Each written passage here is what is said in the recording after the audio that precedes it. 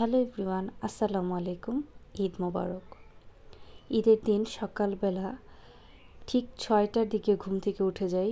একদম ঠান্ডা পরিবেশ, ছাদে চলে যাই আমি আর আমার হাজব্যান্ড। দেন আমি আবার চেক করতেছিলাম আমার হাতের মেহেদির কালারটা কেমন আসছে। যাই হোক, ভালোই আসছে আর কি।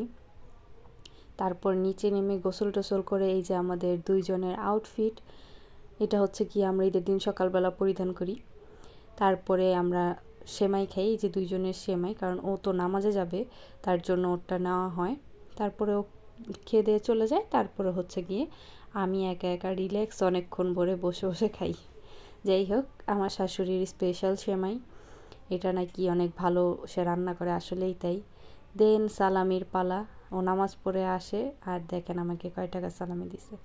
যাই হোক, আরও বেশি দিছে, দেখাবো না, নজর লেগে যাবে, পরের বছর তাহলে কম দিবে। আর এটা ছিল আমাদের খাওয়া দাওয়া। পোলাও ছিল, ডিম ছিল, গরুর মাংস, মুরগির মাংস অ্যান্ড সালাদ, আর সাথে কিন্তু কোকও ছিল। তারপরে আমাদের ঈদের দিন চটপটিটাও খাওয়া হয়। আর হচ্ছে গিয়ে এই যে আইসক্রিম, তারপরে হচ্ছে মালাই চপ, আর দেন আমি চলে যাই আমার বাবার বাসাতে। আর এইটাই ছিল আমার ঈদের দিনের একদম শর্ট একটা ভ্লগ। আর নেক্সট হচ্ছে গিয়ে আরও ভ্লগ আসবে ইনশাল্লাহ। তো আল্লাহ হাফেজ, আসসালামু আলাইকুম।